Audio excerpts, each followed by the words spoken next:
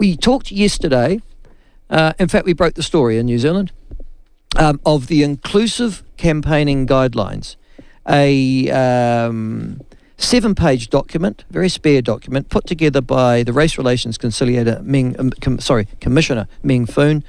We interviewed him, remember, on the show yesterday, and Local Government New Zealand.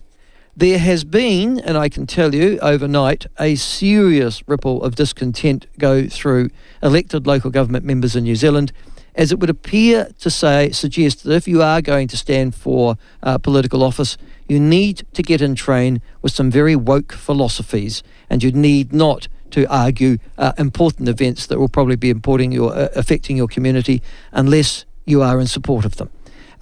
Joining us this morning to talk on this and other issues related to local government is Paul Goldsmith from the National Party and Opposition. Good morning to you, Paul. Good morning, Michael. How are you? Very well.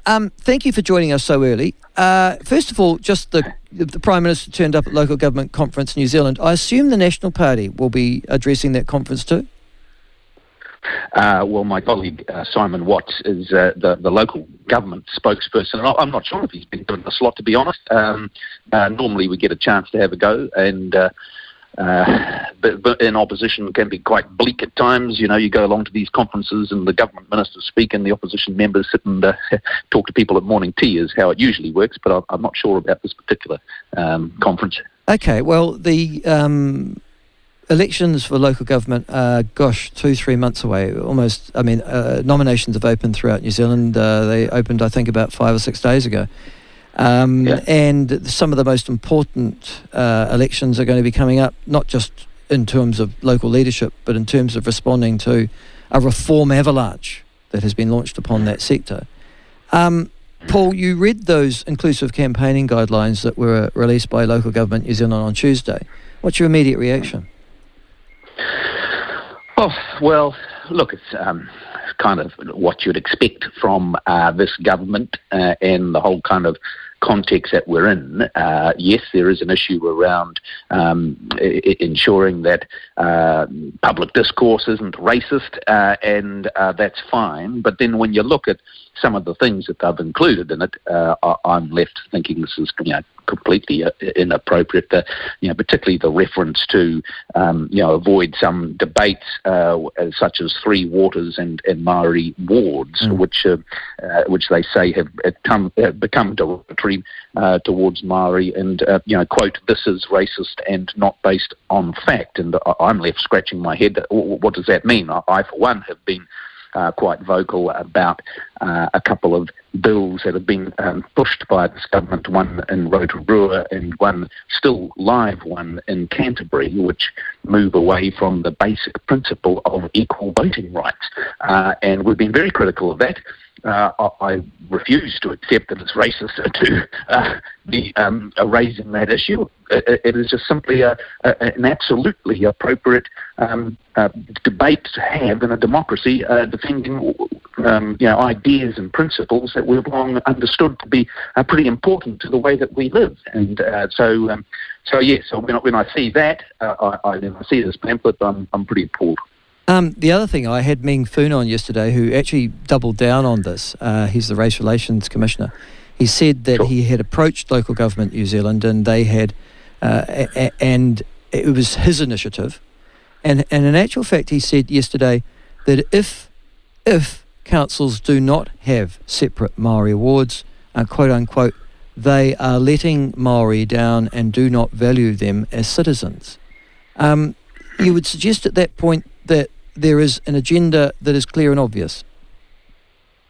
Well, look, I mean, yes, he's an activist in that sense and makes his role in that approach. I don't agree with it. Ultimately, however, it's for the government to determine what it's going to do around our electoral laws.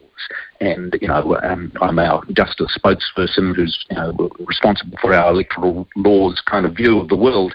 And, we're deeply concerned about, the general approach being taken by the government. They want to do all sorts of significant changes to the way that our democracy works. Often, when it comes to campaign funding, it's all about screwing the scrum in their favour, which is, what you'd expect perhaps, but not appropriate. But then when it comes to these broader issues around equal voting rights, that's where I have deep concern. And they're rushing stuff through, pushing it through, trying to make changes, which will have long-lasting implications. So the two examples were the Rotorua Bill, which, there's two debates. There's one debate about whether or not you should have Maori wards in local councils. It's been pushed through. Originally, it was you had to have a referendum with everybody agreeing that this should happen. That's right. And surprise, surprise, most of the time when there was a referendum, people didn't want it because ultimately people are concerned about a drift towards everything being focused on ethnicity and race and dividing communities rather than uniting communities. And then the government rammed through under urgency some law change a year or two ago, which changed that and took away the need for a referendum. And that has seen a whole bunch of councils introduce Maori wards. Now, I personally don't think it's a good idea to go further and further into sort of dividing the voting community. But that's part of, because it has been part of the central government theme for a long time. It's not something that we can't cope with.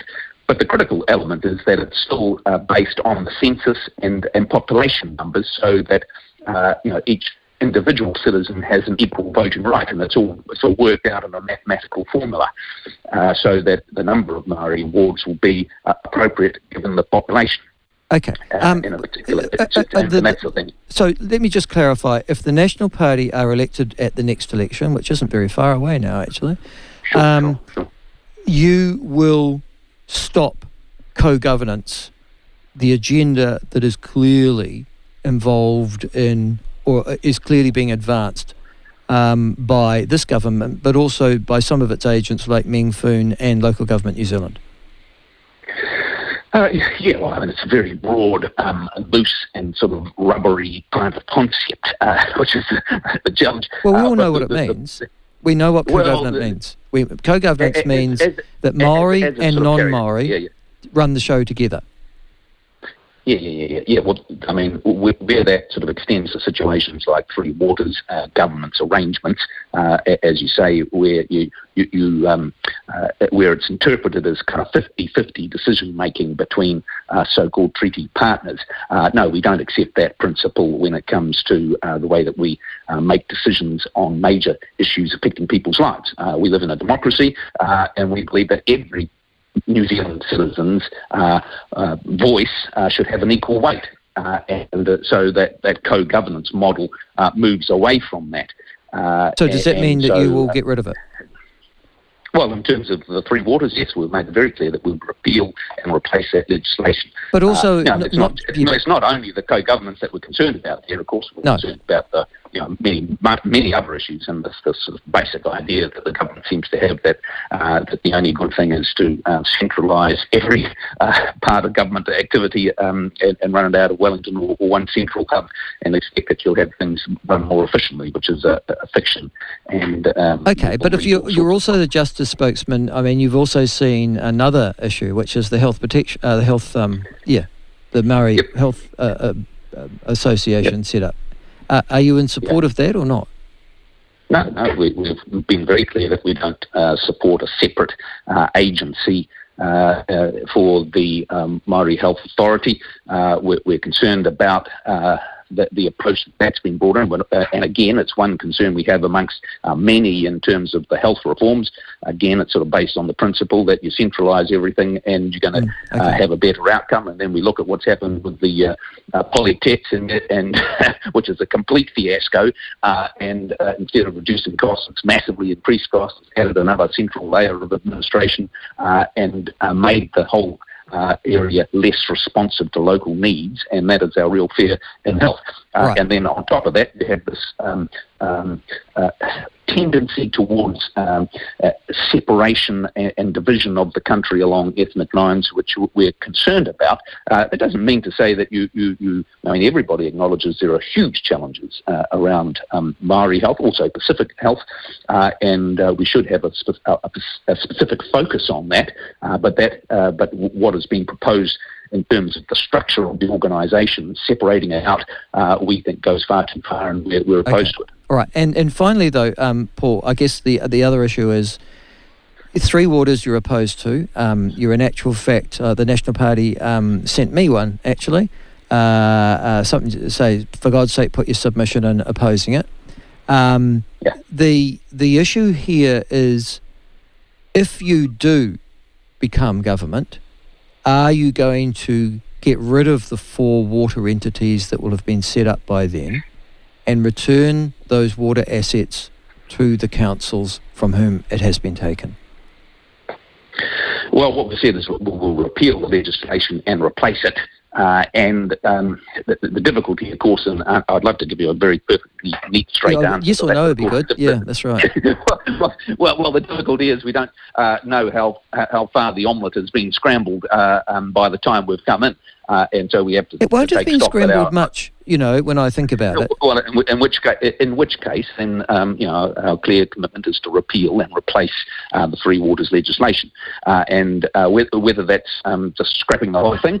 It's probably may well be the simplest thing to do, but we'll just have to take stock of exactly where we've got to. But we're not going to carry on with the proposed arrangements that this government is trying to ram through at pace, which we think ultimately won't serve the purpose that it set out to serve, which is to give people access to more cost-efficient and safe water, which is what we're trying to be talking about here. I mean, if that's the issue, there's 1,001 ways to do that, and one of them is just simply dictate what those water quality conditions must be and how our council should meet them. I would have thought that was the simplest way, but there you go.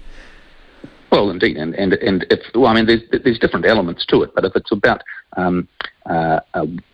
safety standards for water, then that's essentially a health issue, and you've got to be conscious of the fact if you want to spend several $billion on that for health benefits, how does that stack up against several $1 billion on cancer treatment or drugs or hospitals and things like that? And you need to have a rational discussion about that. Well, the irony was, Paul, that the greatest offenders are, if you like, are in actual fact city councils with burst water mains and things like that. And then, of course, there was Havelock North, which has been used. I mean, Havelock North happened because of the uselessness of local government efficiencies, including public health officials.